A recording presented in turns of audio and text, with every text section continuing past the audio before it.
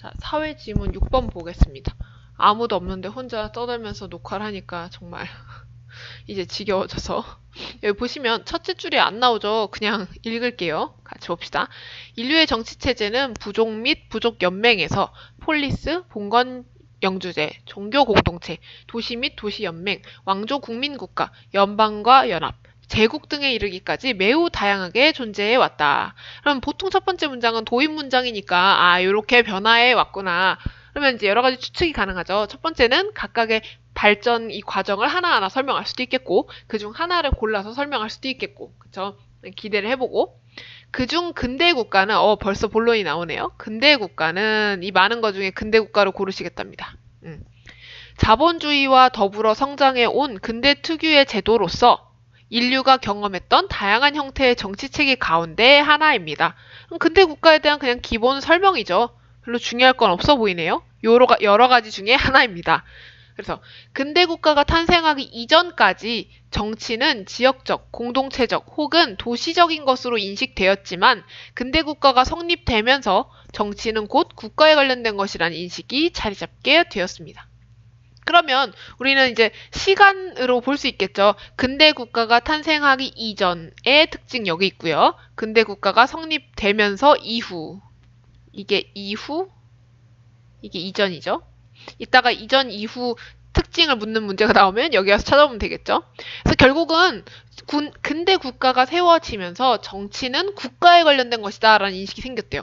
또 근대 국가는 국가와 관련한 모든 요소들을 중앙 집권화, 위계화하였으며 스스로를 배타적인 정치체로 만들었습니다. 근대 국가의 특징이 앞에 거 말고 또 있네요. 정치가 국가에 관련된 것이라는 인식을 심어줬고요. 국가와 관련한 모든 요소를 중앙 집권화하였고 위계화하였으며 스스로 배타적인 정치체로 만들었습니다. 이게 뭔지 모르겠는데 뒤에 설명이 나오지 않을까요? 봐야겠죠? 17세기 중반에 약간 역사적 시간 순서대로 갈 건가 봐요. 17세기 중반에 체결된 베스트팔렌 조약으로 인해 이게 원인이 되어서 가톨릭 교회의 영향력 아래 유럽을 지배하던 신성 로마 제국이 사실상 붕괴되면서 과정이죠. 베스트팔렌으로 사실상 신성 로마 제국 붕괴. 그래서 주권 국가의 개념이 생겨났습니다. 그렇구나. 이게 이렇게 탄생했구나. 17세기에 주권 국가의 개념이 생겨났구나. 이후 주권국가는 근대 정치체계를 대표하는 전형이 되었습니다. 이때 생겨나서 전형이 되었다. 그럼 우리가 앞에서 본 근대 국가도 주권국가일 가능성이 높네요. 자, 주권국가의 형태로 발전해온 근대 국가는 대내적으로 특정한 영토와 그에 속한 사람들에 대한 배타적인 지배권을 가지고 독특한 형태의 기구들을 발전시켰습니다. 그럼 이거 앞에서 했던 내용과 똑같지 않나요? 근대 국가는 스스로 배타적인 정치체로 만들었고요. 모든 요소를 중앙 집권화했잖아요. 여기서 그 구체적인 예시가 나오는 거죠. 어떻게? 영토와 속한 사람들에 대해서 배타적인 지배권, 배타적인 정치체가 되었으며 독특한 형태의 기구들을 발전시켰어요. 어떤 식으로? 중앙 집권화하는 식으로 했겠죠. 그리고 대외적으로는 그럼 이거 표시를 해야 되지 않을까요? 보시면 대내적으로는 어딨지? 그리고 대외적으로는 그럼 앞에는 대내적으로겠죠. 이런 특징이 있었고 대외적으로는 해당 영토 내에서 유일한 주권체로 인정을 받았고요. 모든 국가는 평등하다고 간주가 되었어요. 이런 특징이 있었구나. 주권 국가는. 생겨서 이런 특징을 갖게 됐고 한편 이러한 근대 국가는 절대주의 국가에서 점차 국민 국가로 변형되어 갔습니다. 아까까지는 주권 국가 얘기를 하더니 근대 국가의 절대주의에서 점점 국민 국가로 변형되어 갔대요. 그럼 이 글의 구조는 지금 근대 국가가 있는데 근대 국가는 주권 국가의 성격을 띠면서 또 어떤 것? 국민 국가의 성격을 띠게 된다는 거죠. 이런 구성인 거죠. 이 상하위 관계를 좀 보셔야 돼요. 그래서 절대주의 국가와 국민 국가는 특정한 지리적 영토나 공간에 대한 독점적 태도를 의미하는 영토성을 갖는다는 점에서 유사하지만 여기 절대주의 국가와 국민 국가는 공통점 뭐예요? 영토성을 갖는다. 이게 공통점이죠. 주권의 관점에서는 차이가 있습니다. 공통점이 있으면 차이점도 있겠죠. 절대주의 국가의 주권은 군주에게 있고요. 국민 국가의 주권은 누구? 국민에게 있기 때문입니다. 그러면 두 번째 문단에서는 지금 뭘 한 거죠? 국민국가에 대한 설명을 한 거죠. 그래서 절대주의 국가에서 국민주의 국가로 바뀌었는데 이 둘의 공통점과 차이점을 설명해 준 겁니다. 그럼 아직까지는 그냥 설명하고 있는 것 같으니까 편안하게 보시면 되겠죠. 다음에 밑에 문단을 봅시다. 갑자기 베링턴 무어시가 등장합니다. 베링턴 무어는 주권이 군주에서 국민으로 이양되는 경로를 앞에서 얘기했던 거 절대주의 국가가 국민국가로 변하는 거에 대해 얘기했는데 그것이 이양되는 구체적인 경로를 얘기하고 싶은가 하면 어떻게 옮겨가는지 이 경로를 민주주의, 파시즘, 공산주의로 유형화하여 파악하였습니다. 이 사람은 경로에 1번 민주주의 방식, 2번 파시즘 방식, 3번 공산주의 방식이 있다라고 파악했나봐요. n = 2 이상, 2개 이상 등장했으니까 문제가 나오겠죠. 특성에 대해서. 국민주권이 형식적인 것이든 실질적인 것이든 18세기에서 20세기 초반에 이르기까지 유럽은 국민국가화 과정을 거치게 되었습니다. 뭐 구체적인 거 이제 형식적이든 실질적이든 중요하지 않고 어쨌든 이때 국민국가화 과정을 거쳤대요. 앞에 했던 얘기 그대로네. 그리고 이러한 변화는 제국주의 시기를 거쳐 전 세계로 확산이 되었고 제2차 세계대전 이후에는 본격적인 국민국가의 시대가 꼽히게 되었습니다. 아까 17세기에 주권국가 개념이 생겨났고요. 그 다음에 2차 세계대전 이후에는 국민국가의 시대가 완전히 꽃이 폈대요. 세계적으로. 그렇구나. 유럽에서 시작해서 전 세계로 퍼졌구나. 오늘날의 국가는 그 규모와 형태의 차이에도 불구하고 모두 국민국가로 간주됩니다. 그렇구나. 더 이상은 절대주의 국가가 없구나. 국제연합에서도 국가의 규모와 형태에 관계없이 모든 국가를 형식적으로나마 동등한 권리를 지닌 국민국가로 간주한다. 이것은 뭘까요? 상술이죠. 예시이고. 똑같은 얘기를 한 번 더 한 겁니다. 그럼 여기까지 보면 발전해 오면서 근대 국가는 국민국가가 되었구나 라고 이해하시면 되겠죠. 한편하면 지금까지 안 다뤘던 걸 얘기를 하려나 본데 근대 국가의 출현과 성격을 설명하는 유력한 이론으로는 그러면 지금까지는 근대 국가는 주권 국가이면서 국민 국가였는데 이 근대 국가의 출현과 성격을 설명하는 이론이 또 있나 봐요. 그러면 다시 근대 국가로 돌아간 거죠. 근대 국가의 출현과 성격을 설명하는 이론 3가지. 첫째, 기억돼 있네요. 문제 나오겠죠? 자유주의자. 자유주의자들의 생각이 여기 나와 있죠. 아이고, 이걸 이동하는 게 아닌데. 자유주의자들은 정치 권력의 부재로부터 야기될 수 있는 소유권이나 생명에 대한 분쟁 해결을 위해 계약에 의해 성립된 정치적 결사체, 즉 정리하면 국가가 탄생했다고 설명합니다. 그러니까 결국은 필요, 소유권이나 분쟁 해결을 위해 생겼다. 이러한 논리는 시장과 국가가 별개라고 주장하는 자유주의의 일반적인 관념과는 달리 이건 자유주의 생각이에요. 시장과 국가는 별개라는 건. 얘는 자유주의자들은 어떻다? 사회 혹은 시장에 대한 국가의 개입을 전제하고 있습니다. 사회나 시장에 대해 국가가 개입할 수밖에 없다라고 생각하는 거예요. 왜? 국가가 사유재산을 절대적으로 보장하든 자원의 배분을 계획하고 통제하든 사회적 약자를 보호하기 위해 복지정치를 펴든 간에 국가는 어떤 형태로든지 사회 혹은 시장에 개입하게 된다라고 보는 겁니다. 이 전제하고 있다를 상술한 거죠. 자유주의자들은 어쨌든 시장과 국가가 무관하지 않으며 국가는 필요에 의해서 생겼다라고 생각하는구나. 이런 특징만 여기에 있다는 거 봐주시고요. 둘째, 마르크스가 있습니다. 둘째, 마르크스는 국가를 지배계급의 도구라고 규정했어요. 얘는 좀 혁명적이네요. 그죠? 지배계급의 도구인데 이때 지배계급은 정치, 경제적으로 노동자나 농민을 억압하는 계급을 의미합니다. 지배계급의 정의죠. 별로 중요하진 않죠. 참고하시면 돼요. 그는 역사적 발전의 과정에 따라 계급이 철폐되고 궁극적으로는 국가가 소멸할 것이라고 주장했습니다. 얘는 국가가 없어질 거라고 봐요.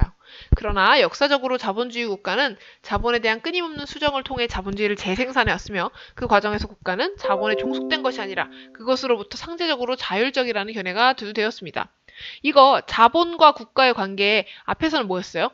시장에 국가가 관여하냐 마냐였고 여기 마르크스주의에서는 어때요? 상대적으로 자본과 국가는 자율성이 있다. 서로 떨어져 있다.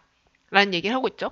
마지막으로 베버는 갑자기 베버가 3번째인데 국가를 역사적으로 존재하는 하나의 제도로 파악했습니다. 얘는 국가를 이렇게 정의했네요. 제도이다. 그는 이건 상술이죠. 이념적인 측면보다 역사적인 측면에서 봤대요. 이건 뭔 소리일까요? 설명이 나오겠죠. 국가를 분석하고자 했으며 국가는 그 자체로 다른 여러 수준의 제도를 초월하여 자율적으로 존재하는 제도라고 주장했습니다. 그러니까 앞에서는 뭐 자본, 시장과 국가가 관련이 있다, 시장과 돈과 국가는 관련이 없다 했다면 얘는 모든 것을 초월해서 국가가 그냥 제일 위에 있는 제도다. 따라서 국가가 존재하기 위해 필요한 수단으로 인해서 개인이나 집단이 상당한 수준으로 억압될 수밖에 없다. 국가가 중요하기 때문에 나머지 밑에 있는 사람들은 그걸 위해 참고 억압될 수밖에 없다. 국가가 가장 위에 있는 제도다. 라고 한 거죠. 이걸 읽으시면서 이 세 가지의 특성을 서로 비교 대조하실 수 있다 하면 가장 좋겠지만 보통 그건 힘드니까 여기에 이 위치에 이 내용이 있다는 것만 파악하시면 되고요. 마지막 문단. 개인의 재산과 권리를 중시하는 자유주의자들은 아까 앞에 살짝 나왔었죠. 자유주의자들. 이들은 국가를 필요악으로 보았으며 필요악이 뭘까요? 좋지 않지만 반드시 필요한 거로 보았으며 마르크스는 사회주의 국가를 이행기적인 필요악 그러니까 나중에 없어지겠지만 지금은 필요악이다 라고 간주하고 특히 자본주의 국가를 타도의 대상으로 보았습니다. 이와 달리 베버는 국가를 역사적으로 존재해왔고 앞으로도 결코 사라지지 않을 것이라고 보았습니다. 이 문단은 뭐예요? 앞에서 한 내용 이해 못했을까봐 정리해준 문장이죠. 정리해준 문단입니다. 그러면 1번 윗글을 통해 확인할 수 있는 내용이 아닌 것은 입니다. 일치 문제죠. 찾아볼게요. 1번 인류 정치체제의 다양한 종류 어디 있습니까? 1문단에 있죠. 시작하자마자 뭐를 거쳐서 발전해왔다. 2번 근대국가의 대내적, 대외적 특성 어디 있었죠? 2문단에 있었죠. 3번 국민국가에서 나타나는 문제점과 한계 나온 적이 있었나요? 자, 어디 있는지 바로 떠오르지 않으면 나머지를 먼저 볼게요. 4번 자유주의자들이 생각하는 국가 성립의 이유 4문단에 있고요. 5번 절대주의 국가가 국민국가로 이행하는 유형 이거 어디 있었어요? 3문단에 있었죠. 세 가지. 아니, 그 안에서 여러 가지 주장이 있다 라는 설명이 있었죠. 그러면 나머지 다 있으니까 3번이 답이죠. 확신할 수 없어도. 굳이 이걸 찾겠다고 다 뒤지는 건 시간 낭비가 될 수 있겠죠. 나머지 보기가 확실하면 이거는 그냥 이렇게 푸셔도 됩니다. 그래서 이제 확인할 수 있는 내용이 아닌 것은요. 틀린 것을 줄 수도 있지만 혹은 언급이 되지 않은 것. 틀린 것 혹은 언급되지 않은 것을 보기로 주는 경향이 있다는 거. 우리 여러 번 했으니까 이제 잘 알고 계시겠죠? 그 다음에 2번 문제를 좀 볼게요. 2번. 윗글의 내용과 일치하지 않는 것을 고르세요. 내용과 일치하지 않는 것도 내용 확인 문제죠. 대신에 이건 조금 더 상세하게 들어간 문제겠죠? 1번 17세기 베스트팔렌 조약은 유럽에서 주권국가의 개념이 생기게 된 계기입니다. 자, 여기서 자를 수 있겠죠? 이렇게 17세기 베스트팔렌 조약이 있었고요. 그 다음에 주권국가 개념이 생겼다라는 내용이 있었죠. 어디에? 이 문단에. 그럼 이 중간에 생략된 내용이 조금 있긴 하다. 뭐가 생략된 걸까요? 베스트팔렌 조약으로 신성 로마가 분리되면서 어떻게 됐다? 주권국가 개념이 생기게 되었다. 맞는 내용이죠. 중간을 일부러 빼서 우리가 헷갈리도록 원인 인과관계를 파악했는지 확인한 문제입니다. 2번은 근대국가의 성립으로 정치는 곧 국가에 관련된 것이라는 의식이 자리 잡게 되었습니다. 이거 완전 그냥 본문에 있었죠. 1문단에. 그쵸. 가서 확인하시면 되고요. 3번 절대주의 국가와 국민국가는 모두 국가가 영토성을 지니고 있다는 점에서 공통점이다. 자, 2문단에 있습니다. 그냥 본문 그대로 썼죠. 4번 국제연합에서는 형식적일지라도 모든 국가를 동등한 권리를 가진 것으로 인정한다. 이것도 있었죠. 어디? 하나, 둘, 셋. 네, 세 번째 문단 끝쪽에 있었습니다. 그럼 당연히 답은 5번이겠죠. 제국주의 시기에는 전 세계적으로 국민의 주권이 군주에게 이양되는 경향이 두드러졌다. 그랬나요? 아니죠. 나중에 군주의 주권이 국민에게 이동하는 게 국민주의 국가의 등장이었죠. 그쵸. 국민국가로의 이동이었죠. 얘는 전혀 이렇게 언급된 적도 없고 순서를 맘대로 바꾼 선택지입니다. 그래서 2번 같은 문제만 나온다면 쉽게 풀겠죠. 한번 읽어서 기억할 수 있는 내용들로만 냈으니까. 그 다음에 3번을 좀 볼게요. 자, 3번. 윗글을 읽고 보기의 이유를 추론한 것으로 가장 적절한 것은 윗글을 읽고 즉 윗글의 내용 바탕으로 보기의 이유를 추론해 봅시다. 그럼 보기를 봐야겠죠. 먼저 국민 주권을 공고히 하는 데 기여했던 근대 국가는 동시에 많은 폐단을 드러내기도 했습니다. 갑자기 안 좋은 점을 얘기하네요. 특히 근대가 진행됨에 따라 확장되었던 제국주의 국가의 식민지 착취와 두 차례 세계대전을 비롯해 자국의 이익을 위해 강대국들이 벌였던 수많은 전쟁의 전면에는 늘 국가가 함께했다. 그러면 앞에서 말한 근대 국가의 패단은 뭔가요? 자기들 이익을 지키기 위해 싸움을 했다는 거죠. 그럼 복이네. 그러면 왜 싸웠을까? 이 이유를 한번 추론해 보자는 겁니다. 글의 내용을 바탕으로. 1번. 국가는 소유권이나 생명에 대한 분쟁을 해결하는 결사체기 때문이다. 그래서 근대 국가는 자꾸 싸움을 하는 문제가 생겼다. 어때요? 약간 설득력이 있죠? 넘어가 볼게요. 2번. 국가의 주권이 국민이 아닌 절대적 군주에게 기속되어 있기 때문에 군주가 절대적인 주권을 갖고 있기 때문에 근대 국가가 전쟁을 했나요? 아니죠. 근대 국가는 어땠어요? 국민 국가였죠. 국민에게 주권이 있었으니까 얘는 답이 아니겠습니다. 다음, 국가는 자본에 종속되지 않고 자율적으로 존재하는 속성이 있기 때문에 이거 누구의 주장이었죠? 아까 앞에서? 국가는 자본에 종속되지 않고 자율적이다. 마르크스주의였죠. 근데 마르크스주의는 뭐 때문에 나온 거였지? 지금 생각 안 나시면 다시 글로 돌아가셔야 되는데. 자, 마르크스주의 내용인 건 맞는데 마르크스주의가 어디 나왔어요, 앞에? 근대 국가 출현의 설명, 성격을 설명하는 이론이었죠. 그럼 이 이론이 이 설명에 맞는지를 한번 봅시다. 그러니까 자본에 종속되지 않고 자율적으로 존재하기 때문에 싸움을 하는 건가요? 이득을 위해서? 자국의 이익을 위해서. 이거랑 이거는 상관이 없죠. 직접적인 연관이 없는 근거가 되죠. 다음 4번. 국가가 배타적 지배권을 가진 정치체로서 자국의 이익을 우선시하기 때문에. 이거는 1문단에 나왔던 내용이긴 한데 봅시다. 국가는 배타적 지배권, 다른 데와 다른 구별되는 지배권을 가진 정치체로서, 하나의 정치체로서 자기 이익을 우선시하기 때문에 전쟁을 한다. 가 가장 적절하게 이어지죠. 1번은 국가는 소유권이나 생명에 대한 분쟁을 하는 거라면 굳이 다른 나라를 침략할 필요가 없죠. 우리 소유권이 아니잖아요, 이건 사실은. 그쵸? 자국의 이익이 우선이기 때문에 이익을 위해 전쟁을 하는 게 맞죠. 그러니까 1번이 한 30%의 정답이라고 하면 4번은 100%의 정답이기 때문에 4번이 선택지가 답이 되는 겁니다. 5번도 국가가 대외적으로 평등하지만 대내적으로는 정치, 경제적 지배관계를 형성하기 때문에 그래서 강대국들이 싸움을 한다? 이게 이것의 직접적인 원인이 되기는 힘들죠. 그러니까 가장 적절한 것을 찾는 것이 언제나 국어 시험에서의 중요한 점입니다. 그래서 내용을 바탕으로 했을 때 가장 적절한 것을 고르면 4번이 되겠고요. 단순히 지문 내용에 있던 것이라고 해서 다 정답은 아니라는 거 다시 한번 기억을 해주셔야 합니다. 그 다음에 4번 볼까요?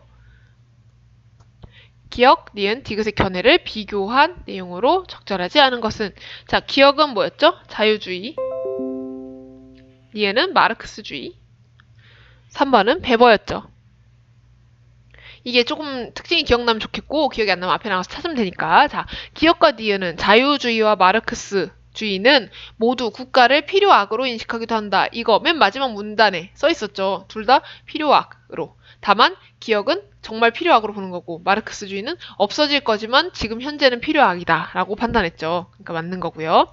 2번 기억은 디귿과 달리 자유주의는 베버와는 달리 개인의 삶에 국가의 개입이 불가능하다고 생각하였다. 그랬나요? 자유주의는 개인의 삶에 국가의 개입이 있을 수밖에 없다. 라고 했었죠. 그러니까 불가능하다는 아니죠. 얘는 너무 틀렸으니까. 나머지도 혹시나 몰라서 볼게요. 마르크스주의는 자유주의와 달리 그러니까 마르크스주의는 국가를 특정 계급이 다른 계급을 지배하고 계급을 통제하는 수단으로 인식하였다. 맞죠? 이거 설명이 있었죠. 마르크스주의에. 모르면 앞에 가서 찾기. 니은과 디귿은 마르크스주의와 베버는 모두 국가가 개인에 대한 억압적 속성을 가지고 있다고 생각하였다. 디귿은 정확하게 맞고 마르크스주의는 어떨까요? 계급 차이에 의한 개인을 억압하는 거죠. 위의 계급이 아래 계급을 억압하는 거니까 둘의 공통점이라고 볼 수 있죠. 이건 디귿은 베버는 니은과 달리 마르크스와 달리 국가를 이념적 측면이 아닌 역사적 측면에서 접근하고자 했다. 맞죠? 역사적 측면에서 접근하는 게 베버라는 설명이 있었고 마르크스주의는 이념에 의한 거라는 설명이 있었죠. 5문단을 참고해 보시면 되겠습니다. 그래서 점점 문제를 푸시면 제가 해설하는 게 이제 무의미하게 느껴지게 될 거예요. 왜냐하면 문장 하나하나를 다 뜯어서 하는 것보다는 문제를 풀기 위해 큰 틀을 이해하고 어느 위치에 세부 내용이 있는지를 파악해서 공부를 하는 게 지금 현재 수능을 얼마 안 앞두고 있는 우리 3학년에게 맞는 공부 방법이기 때문이죠. 그래서 구체적으로 설명이 부족했거나 모르겠다 하는 부분은 따로 오셔서 질문해 주시면 되겠습니다. 고생하셨습니다.